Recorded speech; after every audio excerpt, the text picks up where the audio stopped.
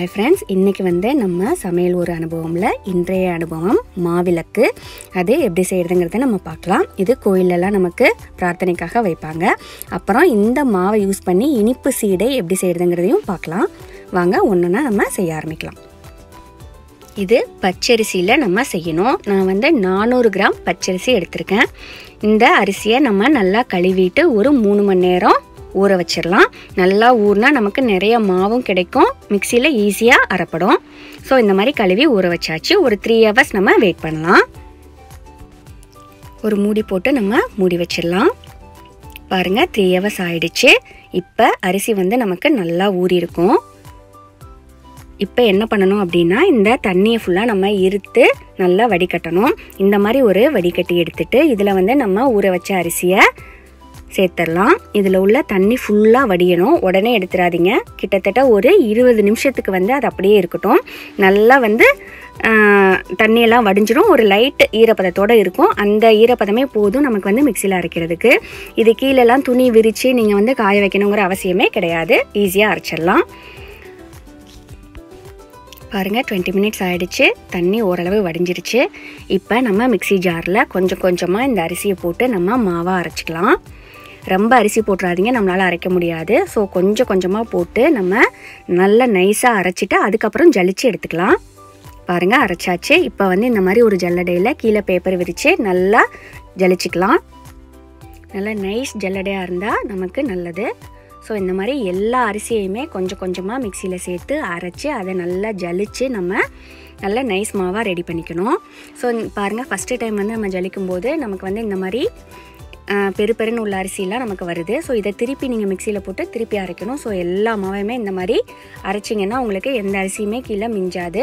கொஞ்சோண்டு குருணை மட்டும்தான் கடைசியா வரும். அது பிரச்சனை இல்லை. மாவு நல்லா நைஸா இருக்கு பாருங்க. இந்த மாதிரி நம்ம எல்லா அரிசியுமே அரைச்சு இந்த மாதிரி மாவை ரெடி பண்ணி வச்சிடலாம். ஸோ நமக்கு மாவு ரெடி ஆயிடுச்சு. இதுக்கு எவ்வளோ வெல்லம் வேணும் அப்படின்னா நான் வந்து ஒரு 200 கிராம் வெல்லம் எடுத்திருக்கேன்.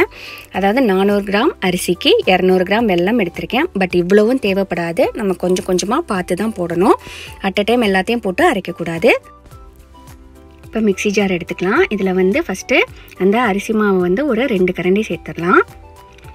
அது கூட வெல்லம் சேர்க்கணும். ஆனால் கொஞ்சம் தான் சேர்க்கணும். ஒரு 1/4 to 1/2 கரண்டி அளவுக்கு நீங்கள் வெல்லம் சேர்த்துக்கோங்க. ரெண்டையும் சேர்த்துட்டு நம்ம மிக்ஸியில் ஒரு ஓட்டு ஓட்டணும் அப்படின்னா அது ரெண்டுமே மிக்ஸ் ஆகி நமக்கு நல்ல மாவாக கிடைக்கும். ரொம்ப வெல்லம் சேர்த்துட்டிங்க அப்படின்னா நம்மளால் வந்து சீடையாக உருட்ட முடியாது. அதனால் பார்த்து தான் சேர்க்கணும். அப்புறம் வெல்லம் கம்மியான கூட நம்ம எக்ஸ்ட்ரா போட்டுக்கலாம். அதனால் முதல்ல நிறைய போட்டுறாதீங்க.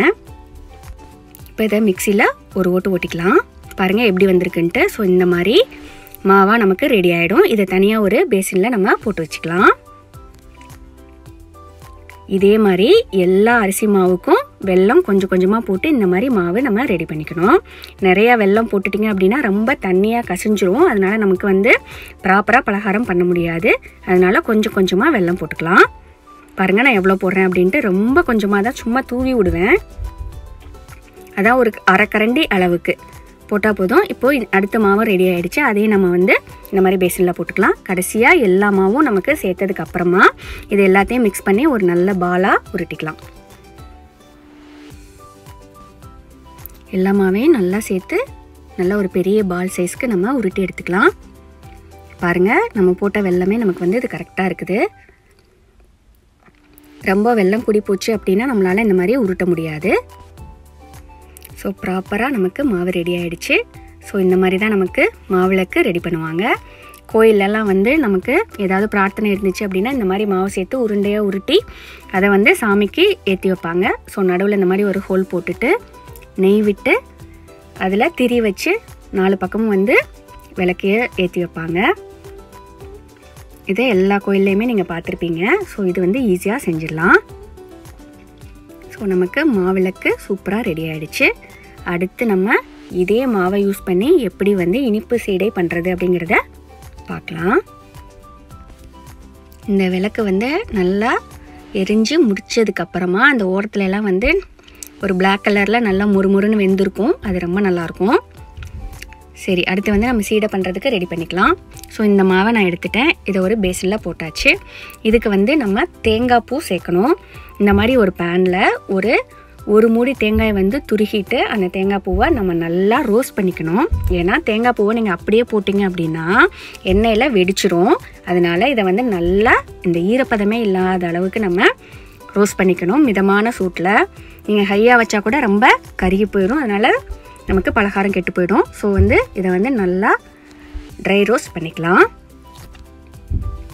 பாருங்கள், இந்த அளவுக்கு நம்ம பண்ணிடணும். இப்போ வந்து இந்த மாவில் நம்ம அந்த தேங்காய் பூவை சேர்த்துடலாம். சேர்த்துட்டு இதையும் நல்லா மிக்ஸ் பண்ணி நல்லா ஈவனாக பிசைஞ்சு விட்டுக்கலாம். அப்போ தான் எல்லா இடத்துலையுமே வந்து நமக்கு தேங்காய் பூ இருக்கும். நமக்கு சீடை வந்து கடிக்கும்போது நல்லா ஃப்ளேவர்ஃபுல்லாக இருக்கும். நல்லா மிக்ஸ் பண்ணி விட்டாச்சு. இப்போ மாவு ரெடி ஆகிடுச்சு. இதில் 1 டேபிள் ஸ்பூன் அளவுக்கு நம்ம நெய் சேர்த்துக்கலாம். எதுக்கு அப்படின்னா அதை தொட்டுட்டு நமக்கு சீடை வந்து அந்த ஷேப்பில் உருட்டுறதுக்கு வந்து ஈஸியாக இருக்கும், கையில் ஒட்டாமல். ஸோ கொஞ்சம் கொஞ்சமாக மாவு எடுத்து பால் மாதிரி நம்ம உள்ளங்கையில் வச்சு நல்லா உருட்டி எடுத்துக்கலாம். வெடிப்பு இருக்கக்கூடாது. வெடிப்பு இருந்துச்சுன்னா நமக்கு வந்து எண்ணெயில் போடும்போது பிரிஞ்சிரும். ஸோ இந்த மாதிரி வெடிப்பே இல்லாமல் பால் மாதிரி உருட்டிக்கலாம். எல்லா மாவையுமே இந்த மாதிரி உருட்டி நம்ம ரெடியாக வச்சுக்கலாம். ஈஸியாக உருட்டிடலாம். உங்களுக்கு வந்து என்ன ஷேப் வேணாலும் உருட்டிக்கலாம். ஓவல் ஷேப் கூட உருட்டிக்கலாம். ரவுண்டு வந்து பார்க்குறது கொஞ்சம் அழகாக இருக்கும். பாருங்கள், இந்த மாதிரி உருட்டி எடுத்தாச்சு. இப்போ வந்து நம்ம எண்ணெயை காய வச்சு இதை வந்து நம்ம வேக வச்சு எடுக்க வேண்டியது தான். இந்த மாதிரி குழியான வாணலில் வந்து நீங்கள் எண்ணெய் வச்சுக்கிட்டீங்க அப்படின்னா கொஞ்சம் வேகிறதுக்கு ஈஸியாக இருக்கும். பாருங்கள், எண்ணெய் நல்லா காஞ்சிருச்சு. இப்போ வந்து நம்ம போடலாம்.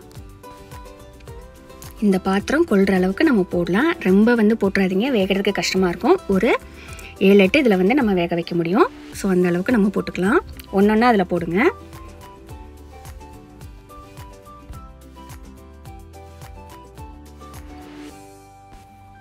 பாருங்கள், அது நல்லா வேக ஆரம்பிச்சிருக்கு. மிதமான சூட்டிலே இருக்கட்டும், ரொம்ப ஹையில் வச்சிடாதீங்க. லைட்டாக அப்பப்போ திருப்பி போட்டுக்கோங்க. அப்போ தான் ஈவனாக வேகும், ஒரே கலர்லேயும் நமக்கு கிடைக்கும்.